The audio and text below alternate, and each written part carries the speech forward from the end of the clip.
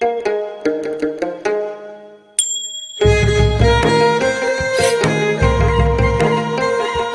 नेपालद्वारा तानसेन नगरपालिका पाल्पाको समन्वयमा तथा देववाणी संस्कृत तथा साधारण मावि, जनप्रिय मावि र लुम्बिनी मावि पाल्पाको सहकार्यमा उत्पादित यो कार्यक्रम ग्रिन तारा नेपाल, फेडो नेपाल र ऋण नेपालबाट संयुक्त रूपमा सञ्चालित स्ट्रङ गर्ल्स प्रोजेक्टको एक अंश हो। यसमा करुणा जर्मनी तथा जर्मन सरकार BMZ को आर्थिक सहयोग रहेको छ।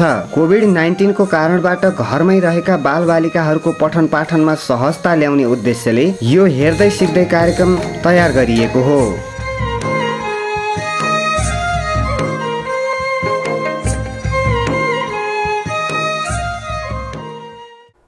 टेलिभिजन पाठशाला हेर्दै र सिक्दैको पर्खाइमा बसिरहनु भएका कक्षा 4 र 5 का भाइ बहिनीहरूलाई स्वागत छ। भाइ बहिनीहरूले मिची साबुन पानीले 20 सेकेन्डसम्म हात धोएर आजको कक्षामा उपस्थित भइसक्नु भएको छ होला। भाइ बहिनी, आज हामी थप विषयवस्तु, नयाँ विषयवस्तु सहित उपस्थित भइसकेका छौँ। हामीले आज हाम्रो नेपालको भौगोलिक अवस्था, हावापानी अनि मान्छेको जनजीवन, यिनी विषयवस्तुहरूमा छलफल गर्छौँ। आज हामीले नेपाललाई सामान्यतया एकदम सर्फेसमा चिन्छौँ अनि यहाँको अवस्थिति के छ, कस्तो छ, यसको बारेमा पढ्छौँ। भाइ बहिनी, महत्त्वपूर्ण अथवा मुख्य बुदाहरूलाई टिपोट गर्दै जानुहोला, किनकि हामीलाई हाजिर जवाफदेखि लिएर हाम्रा पठन पाठनका धेरै विषयवस्तुहरूमा काम लाग्ने विषय मैले समावेश गरेको छु। अब हेरौँ, आज हामी सुरुमा नेपालको नक्साबाटै सुरुवात गरौँ। हेरौँ त, नेपालको नक्सा दिएको छ। यो अहिले पछिल्लो समय जारी भएको नेपालको नक्सा हो, किनभने हाम्रो यो नक्सामा यतापट्टिको भाग पनि समावेश गरिएको छ। अहिले यो हाम्रो एउटा वास्तविक नक्सा हो। अब नेपाललाई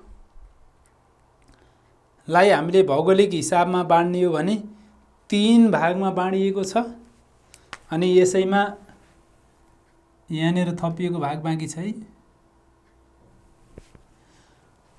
3 भागमा बाँडेर हेर्न सक्छौँ। कुन? हिमाल, पहाड, तराई। अब हिमालपट्टिको भागलाई सेतो भागले जनाएको छ यहाँ, पहाडको भागलाई हरियो र तलपट्टि खरानी कलरको भागले हिमाल, पहाड, तराईको भागलाई यसरी हाम्रो छुट्याएको छ। यो छुट्याएको भनेको हामीले भौगोलिक आधार भनेर भन्नुपर्छ। भौगोलिक आधार। यसपछि हेरौँ, हाम्रो आजको topic physical features, climate and social life of नेपालको बारेमा छ। अब बेसिक कन्सेप्ट अफ नेपाल, हामी बेसिक कन्सेप्टमा जाउँ। अब हाम्रो नेपाललाई झ्याप्प सुरुमा चिनाउनु पर्यो भने, हाम्रो देश कस्तो अवस्थाको छ भनेर चिनाउनु पर्यो भने हेरौँ सुरुको अवस्था। हामी नेपालीहरू अनि जहिले पनि हाम्रो एउटा समस्या छ। हाम्रो समस्या के भने, नेपाल एउटा ल्यान्डलक्ड कन्ट्री हो अथवा भूपरिवेष्टित राष्ट्र हो। हाम्रो चारैतिरबाट जमिनले घेरिएको छ, त्यही भएर हामीले यसलाई ल्यान्डलक्ड भनेको अथवा जमिनले घेरिएको भनेको हो। ल्यान्डलक्ड भनेको जमिनले घेरेको। हाम्रो कहीँ न कहीँबाट समुद्र छोइएको भए हामी धेरै कुरामा हामीलाई सहज हुन्थ्यो, मालसामान ओसार पसार गर्न या त हरेक चिजमा। तर हाम्रो देश भूपरिवेष्टित देश हो, जमिनले चारैतर्फबाट घेरिएको देश हो। त्यसकारण हाम्रो देशलाई भूपरिवेष्टित राष्ट्र पनि भनिन्छ। It has a total area of 1,47,560 16 square kilometre. यो अहिले पछिल्लो डाटा अनुसार राखेको छु मैले। हाम्रो देशको कुल एरिया भनेको 1,47,516 स्क्वायर किलोमिटर हो अहिलेको। यसलाई टिपोट गरौँ। Total area of Nepal 1,47,516 square kilometre. हाम्रो सरदर लम्बाइ भनेको 885 किलोमिटर। यो पूर्व र पश्चिमसम्म सरदर हाम्रो नाप लम्बाइ भनेको 885 किलोमिटर हो। The area ranging from east to west is 885 kilometre. पूर्व र पश्चिमसम्मको सरदर लम्बाइ हाम्रो 885 किलोमिटर हो। यस्तै गरी अर्को डाटा हेरौँ। The area ranging from north to south is 193 km। हाम्रो उत्तर र दक्षिण तर्फको सरदरको चौडाइ भनेको 193 किलोमिटर हो। लम्बाइ कति? लम्बाइ 885, चौडाइ कति? 193। सरदर हो है यो। फेरि कहीँ धेरै लामो पनि हुनसक्छ, कहीँ छोटो पनि हुन्छ। सरदरमा हामीले यसरी भन्नुपर्छ। यस्तै गरी हेरौँ अर्को। Nepal divided into 3 reasons. 3 वटा क्षेत्रमा बाँडिएको छ, जसलाई हामीले भौगोलिक क्षेत्र भन्छौँ। तराई, पहाड, हिमाल। Terai region, hilly region and Himalayan region. 3 वटा के? हिमाल, पहाड, तराई। फेरि एकपल्ट सरसर्ती हेरौँ। हाम्रो देश भूपरिवेष्टित देश हो। 1,47,516 स्क्वायर किलोमिटर यसको टोटल क्षेत्रफल छ। 885 पूर्व पश्चिमको लम्बाइ छ। 193 हाम्रो उत्तर र दक्षिणको चौडाइ छ। अनि 3 वटा क्षेत्रमा बाँडिएको छ। एउटा हिमाल, पहाड, तराई भन्न सक्छौँ, अथवा तराई, पहाड, हिमाल भनेर भन्छौँ। यसमा त क्लियर छौँ होला। यस्तै गरी अर्को स्लाइडमा हेरौँ। The Terai region physical feature. Terai क्षेत्रको भौगोलिक अवस्था के छ त? हाम्रो तराई क्षेत्रमा हेरौँ। The southern part of Nepal is plain. हाम्रो तराई अथवा दक्षिणतर्फको भाग समथर भनेको सम्म भूभाग छ। This plain land is called Terai. त्यही समथर भूमिलाई हामीले तराई भनेर भनेका छौँ। समथर भूमि हो। यस्तै गरी it occupies about 17% of the total area of the country. देशको कुल भूभागको 17% भूभाग हाम्रो तराई क्षेत्रमा पर्छ। तराई क्षेत्रले ओगटेको छ। कति percent? 17% of the total area of country. देशको 17% भूभाग तराई क्षेत्रले ओगटेको छ। It elevates from 59 to 610 metres from the sea level. हाम्रो तराई क्षेत्र समुद्र सतहदेखि नाप्ने हो भने जम्मा 59 मिटरको उचाइदेखि 610 मिटरको उचाइको भागलाई हामीले तराई क्षेत्र भनेर भन्छौँ। 59 देखि 610 मिटरको जुन उचाइ छ त्यसलाई हामीले तराई भनेर भन्छौँ। तराई भाग हो त्यो। It is very hot during summer.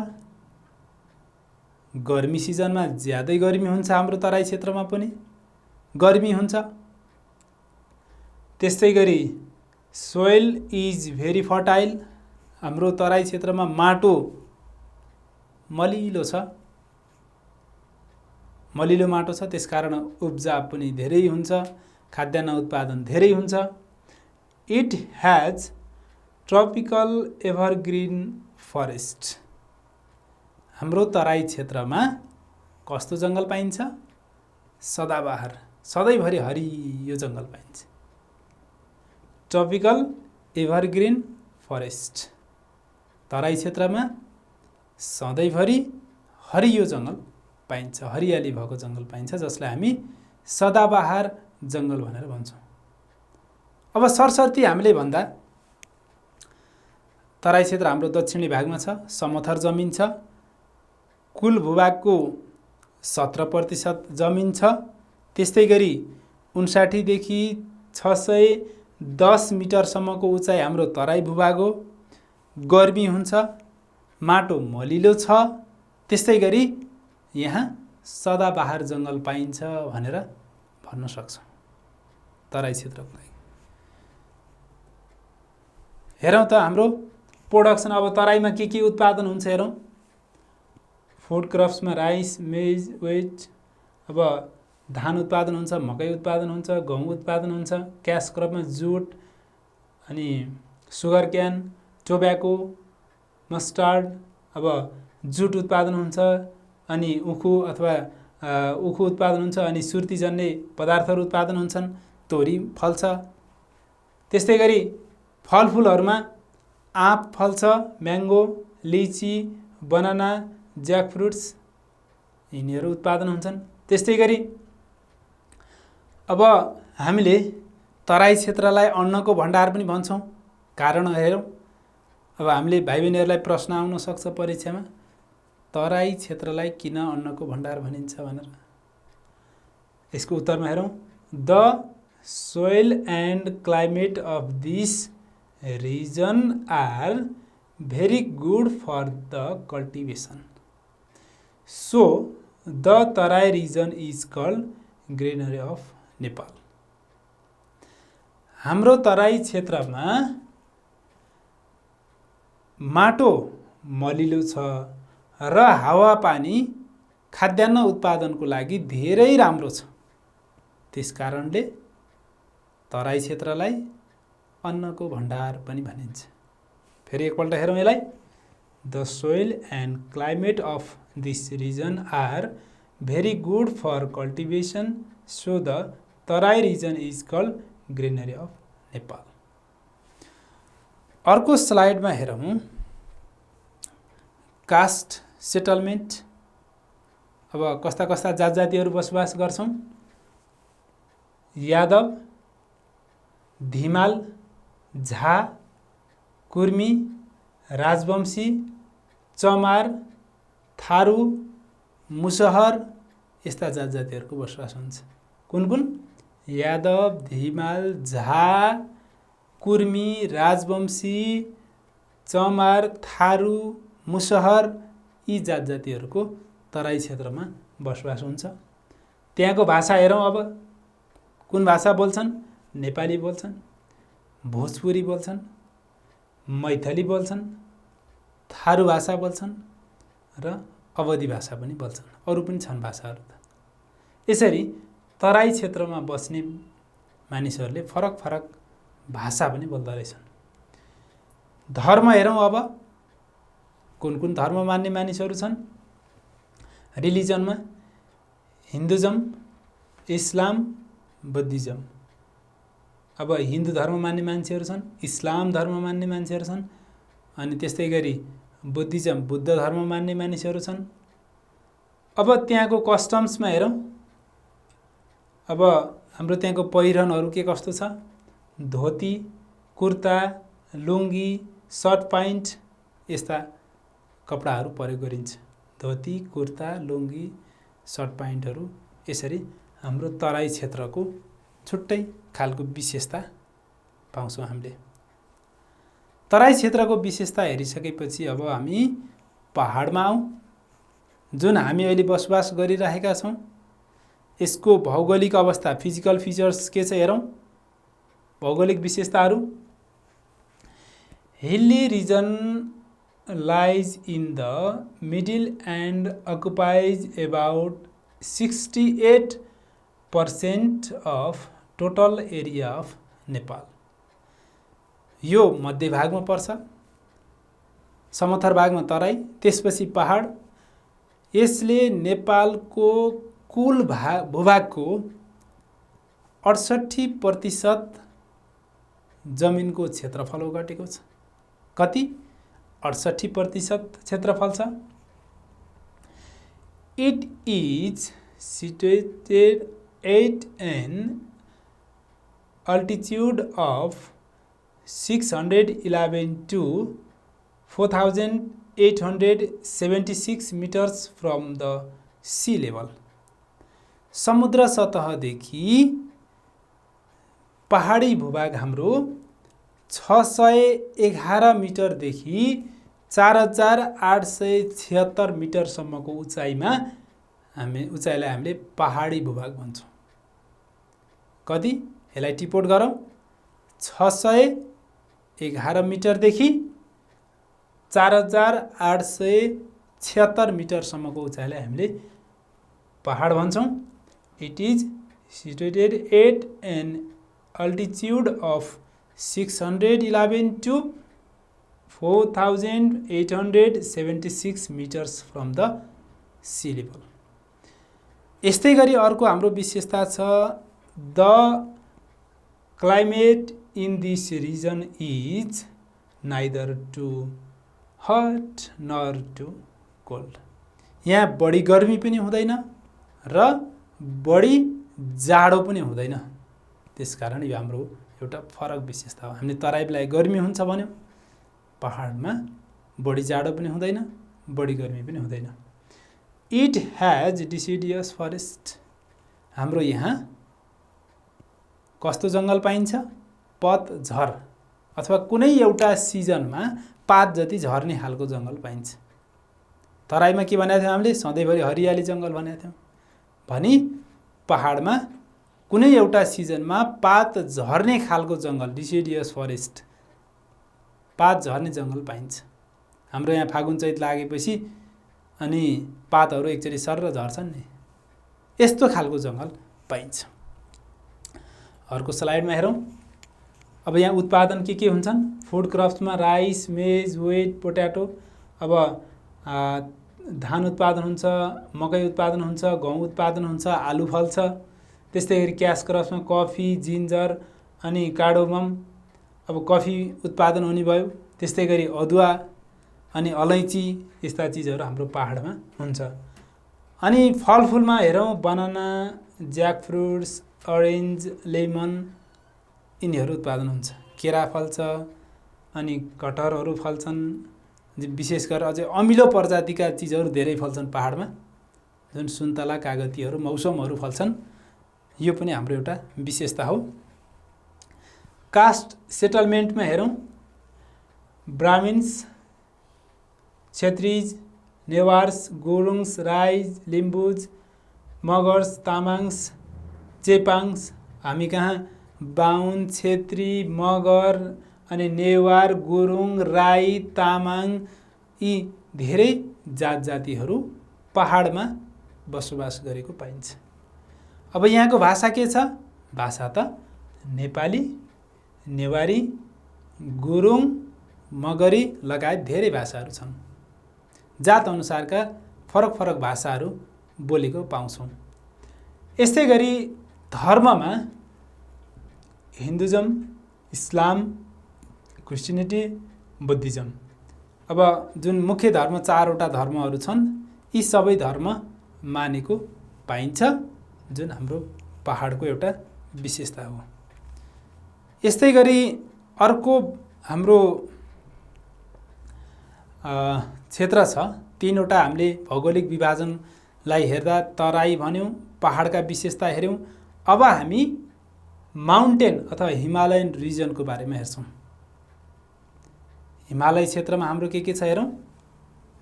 Mountain region lies in the northern part of Nepal, नेपालको उत्तरी भागमा पर्दछ हिमालय क्षेत्र। It occupies about 15% of total area of Nepal. यो नेपालको कुल भूभागको 15% भूभाग हिमालय क्षेत्रमा पर्छ। अघि हामीले भन्यौँ तराईलाई 17 भन्यौँ, पहाडलाई 68 भन्यौँ र हिमाललाई 15% जमिन चाहिँ हाम्रो हिमाली भागले कभर गरेको छ। It is situated at an altitude of 4,877 to 8,848 meters from the sea level। हाम्रो हिमालय क्षेत्रलाई हामीले 8,877 मिटरदेखि, कति टिपोट गरौँ यसलाई, 8,877 मिटरदेखि 8,848 मिटरको उचाइ, जुन विश्वको सबैभन्दा टप लेभलको उचाइ हो, विश्वको सबैभन्दा अग्लो उचाइ हो। यो उचाइ हामी कहाँ छ? त्यसकारण पनि हामी नेपाली हौँ भन्नेमा गर्व छ है। कति मिटर हिमालय क्षेत्रलाई हेरौँ। 8,877 मिटरदेखि 8,848 मिटरसम्मको भागलाई हामीले हिमालय क्षेत्र भनेर भन्छौँ। त्यस्तै गरी हेरौँ, अर्को विशेषता छ, the climate in this region is very cold and some places is dry. अब हिमालय क्षेत्र उचाइ बढ्दै जाँदा तापक्रम घट्दै जाने कारणले 165 मिटरको उचाइमा 1 डिग्री तापक्रम घट्दै जाने कारणले हिमालय क्षेत्रमा पुग्दा, धेरै उचाइमा पुग्दा अनि तापक्रम पनि घटेको हुन्छ। त्यस कारणले चिसो हुन्छ अनि कतिपय ठाउँहरू सुक्खा छन्। मरुभूमि जस्तै एकदम सुक्खा, खासै पानी नपर्ने, अलिअलि हिउँ पर्यो भने त्यही जमेर हिउँ पर्ने, अनि धेरै जसो ठाउँहरू सुक्खा छन्। त्यस कारणले हाम्रो यो पनि एउटा विशेषता हो। It has coniferous forest. अब हाम्रो यहाँ हिमालय क्षेत्रमा कोणधारी जङ्गल पाइन्छ। कनिफरस, कोण भनेको यस्तो त्रिकोण परेको आकारको, हामीले सल्ला, धुपी सल्लाहरू, अरू विभिन्न बुट्यानहरू पनि हाम्रो हिमालय क्षेत्रमा सबै कोणधारी जङ्गल पाइन्छ। किन यस्तो भयो त? किन कोण पर्यो भने हिउँ परेको बेलामा, जब हिउँ पर्छ त्यति बेला त्यो हिउँहरू चिप्लिएर भुइँमा छिटो झरुन् भनेर त्यहाँका रुख बिरुवाहरू पनि हिउँ पर्दा चिप्लिएर भुइँमा झर्नको लागि कोण परेका पातहरू पनि चिप्ला कोण परेका हुन्छन्। रुख पनि त्यस्तै हुन्छ। कारण चाहिँ के रहेछ? हिउँ पर्दा हिउँ चिप्लेर छिटो भुइँमा झरोस् भन्ने उद्देश्यले रुखहरू पनि त्यही खालका हुँदो रहेछन्, जसलाई हामीले कोणधारी जङ्गल भनेर भन्छौँ। हामीले तराईलाई सदाबार जङ्गल भनेका थियौँ, पहाडलाई पतझर जङ्गल भनेका थियौँ भने हिमाललाई कोणधारी जङ्गल हिमालमा पाइन्छ है। अब यस्तै गरी हेरौँ, अर्को विशेषता छ, the mountain peaks are covered with snow throughout the year. अब ठुला ठुला अग्ला चुचुराहरू जति पनि अग्ला चुचुराहरू छन् ती सबैमा वर्षैभरि हिउँले ढाकेको हुन्छ। वर्षैभरि हिउँ जमेर बसेको हुन्छ। यो पनि एउटा हिमालय क्षेत्रको विशेषता हो। अर्को स्लाइडमा हेरौँ त, उत्पादन के हुन्छ हाम्रो यहाँ प्रोडक्सनमा हेरौँ। पोट्याटोज, आलु उत्पादन हुने भयो, बार्ली अनि buckwheat, apples, yak milk and milk production. आलु उत्पादन हुन्छ, गहुँ फल्छ, जौ फल्छ, त्यस्तै गरी यो फापर कोदोहरू फल्छन्, अनि चौरी गाईको दुध उत्पादन पनि हुन्छ है। जसबाट विभिन्न छुर्पी लगायतका विभिन्न चिजहरू बनाइएको हुन्छ। यस्ता खालका उत्पादनहरू हामीले हिमालय क्षेत्रमा पाउँछौँ। अर्को हेरौँ, कास्ट सेटलमेन्ट छ है। कस्ता कस्ता जात जातिहरू बसोबास गर्छन् हेरौँ त। शेर्पा, थकाली, गुरुङ, जिरेल, राई लगायतका धेरै जात जातिहरू हिमालय क्षेत्रमा बसोबास गरेको पाइन्छ। यस्तै गरी भाषामा हेरौँ, नेपाली भाषा, गुरुङ भाषा लगायतका अरू भाषाहरू पनि छन्। धर्ममा most of the people follow Buddhism. धेरै मान्छेहरू हिमालय क्षेत्रमा बस्ने मानिसहरूले बुद्ध धर्म मान्ने गरेको पाइन्छ, त्यसकारण त्यतातिर गुम्बाहरू धेरै हुन्छन्। यस्तै कस्टम्समा हेरौँ, उनीहरूले कस्तो कस्तो कपडा लगाउँछन्, एकदम न्यानो खालको कपडा, बक्खु, दोचा, पाङदेन है। बक्खु, दोचा, पाङदेन भन्ने जुन असाध्यै न्यानो खालका कपडाहरू हुन्छन् त्यो पहिरन हुन्छ उनीहरूको। यति भइसकेपछि अब हामी होमवर्कमा जाउँ। हामीले नेपालको बारेमा सिक्यौँ। अब होमवर्क सार्न सुरु गरौँ। टिपोट गरौँ यसलाई। In which geographical region does your village or town लाई? Explain the physical features, customs and agricultural products of the locality. तिम्रो गाउँ वा बजार कुन भौगोलिक क्षेत्रमा पर्छ? भनेको हिमालमा पर्छ कि पहाडमा पर्छ कि तराईमा पर्छ? त्यो क्षेत्रको भौगोलिक विशेषता, वेशभूषा, कृषि उत्पादनहरूको बारेमा वर्णन गर। तिमी कहाँ बस्छौ? तराईमा बस्छौ कि पहाडमा बस्छौ कि हिमालमा बस्छौ? कुन ठाउँमा बस्छौ त्यही ठाउँको बारेमा के लेख्न पर्यो? भौगोलिक विशेषता लेख्न पर्यो, वेशभूषा लेख्न पर्यो, अनि कृषि उत्पादनहरूको बारेमा है। एउटा physical features, customs and agricultural प्रोडक्ट्सको बारेमा तिमीले होमवर्क गर्नु पर्यो। सार्यो होला हैन? छिटो छिटो सारौँ ल। अब भाइ बहिनीहरू यो होमवर्कलाई राम्रोसँग लेखेर नोट कपी बनाएर राखौँ र पछि क्लास सुरु भइसकेपछि, हाम्रो विद्यालय सञ्चालन भइसकेपछि सम्बन्धित सरलाई देखाउनुपर्छ है। आजको कक्षा कस्तो लाग्यो? भाइ बहिनीहरूले सल्लाह सुझाव र प्रतिक्रिया दिन नभुल्नुहोला र होमवर्क गर्दा कुनै कठिनाइ आयो, अप्ठ्यारो भयो भने तल स्क्रिनमा दिएको मेरो नम्बरमा फोन गर्नुहोला र थप जानकारी लिनुहोला। धन्यवाद।